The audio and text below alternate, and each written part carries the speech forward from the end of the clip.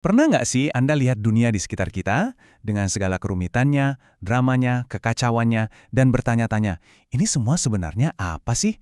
Jangan-jangan ini cuma sebuah permainan raksasa?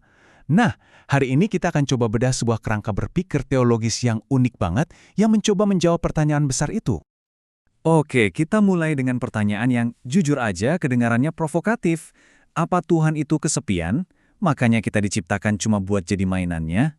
Pertanyaan ini, yang jadi titik awal pembahasan kita, sebenarnya menyentuh sebuah kegelisahan yang mungkin kita semua pernah rasakan.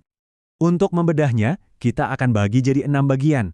Kita mulai dari pertanyaannya, lalu kita bahas konsep kehendak statis, siapa itu para eksperimenter kosmik, kenapa manusia jadi bahan eksperimen, lalu kenapa ada penderitaan, dan akhirnya, apa sih tujuan utama di balik ini semua? Nah, pertama-tama, sumber yang kita bahas ini langsung menolak premis awal tadi. Menurutnya, motivasi penciptaan itu bukan karena kesepian. Sama sekali bukan. Jawabannya ternyata jauh lebih terstruktur. Disinilah pergeseran besarnya.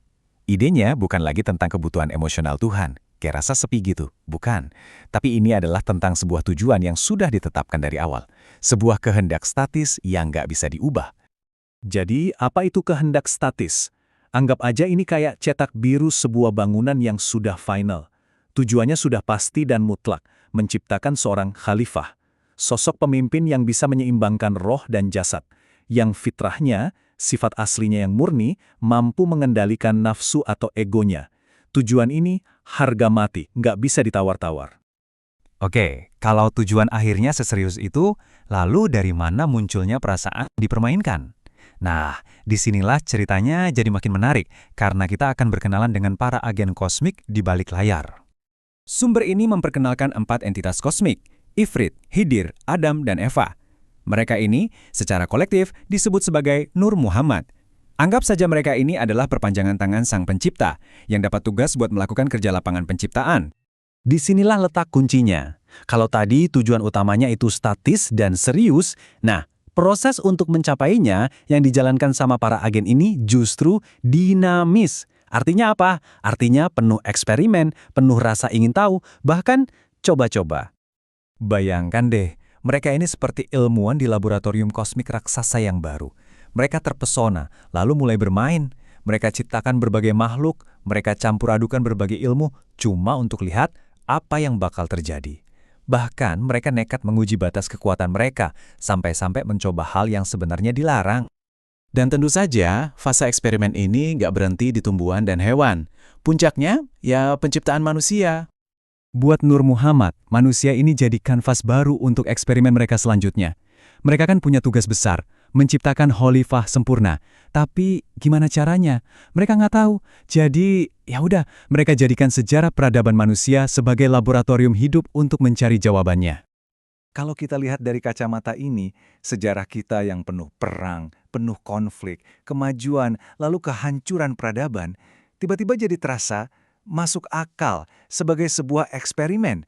Mereka menciptakan jutaan skenario, memajukan peradaban lalu menghancurkannya lagi, seolah-olah ada tombol reset kayak di zaman Nabi Nuh. Kita ini jadi seperti bidak-bidak catur dalam permainan mereka. Jadi intinya begini, perasaan kita bahwa kita ini dipermainkan itu sebenarnya nggak salah. Hanya saja kita salah mengidentifikasi pemainnya. Menurut sumber ini bukan sang pencipta yang sedang bermain, tapi para agennya yang sedang asyik bereksperimen. Tapi, kalau ini semua cuma permainan, bagaimana dengan penderitaan dan rasa sakit yang sangat nyata kita rasakan? Nah, bagaimana kerangka berpikir ini menjelaskan semua itu? Mari kita masuk lebih dalam. Di sini ada pembalikan perspektif yang luar biasa. Penderitaan itu ternyata bukanlah hukuman. Justru sebaliknya, itu adalah wujud kasih sayang. Sebuah alat, sebuah mekanisme untuk pemurnian jiwa. Prosesnya begini, cobaan hidup, baik itu suka maupun duka, datang untuk menantang ego kita. Tujuannya adalah untuk membersihkan hati kita dari cengkeraman ego, seperti kesombongan atau keangkuhan. Ketika hati sudah bersih, barulah fitrah kita, sifat murni kita yang asli, bisa muncul dan berkembang. Tanpa proses ini, kita akan selamanya terjebak dalam konflik ego. Dan ini penting, penderitaan itu nggak acak. Semuanya diatur oleh hukum keadilan ilahi. Semacam hukum sebab akibat kosmik. Jadi, kalau ada konsekuensi negatif, itu bukan karena Tuhan sedang marah atau balas dendam, tapi itu adalah hasil logis dari tindakan yang dilakukan sebelumnya. Oke, sekarang bagian terakhir. Mari kita coba satukan dua ide yang kelihatannya bertolak belakang ini. Rencana besar yang serius di satu sisi dan proses eksperimen yang kacau di sisi lain. Gimana cara menyambungkannya? Disinilah semuanya terhubung. Sang pencipta tahu persis apa yang dilakukan oleh para agennya. Dia tidak menghentikan permainan mereka. Sebaliknya, dia justru menggunakan semua kekacauan dan eksperimen itu sebagai sebuah ujian yang dipercepat untuk kemanusiaan. Jadi dalam pandangan ini, nggak ada yang sia-sia. Semua konflik, persaingan, bahkan kesalahan-kesalahan yang dibuat oleh para agen itu sendiri, semuanya menjadi bagian dari sebuah saringan kosmik raksasa. Tujuannya satu, untuk memastikan fitrah manusia benar-benar teruji dan menjadi matang. Dan sebagai bagian terakhir dari teka-teki ini, untuk memastikan ujian yang kacau ini tetap adil, ada lapisan pengawasan tambahan. Para malaikat, seperti Jibril, sekarang ditugaskan untuk membantu setiap individu dalam perjuangan pribadi mereka melawan ego. Jadi, kita nggak sendirian dalam ujian ini. Nah, ini semua meninggalkan kita dengan satu pertanyaan pamungkas untuk direnungkan. Kalau hidup ini memang sebuah ujian besar, sebuah eksperimen yang dirancang untuk menempa jiwa kita menjadi seorang pemimpin spiritual, kira-kira pertanyaan terpenting apa yang sebenarnya sedang diajukan dalam ujian itu kepada diri Anda?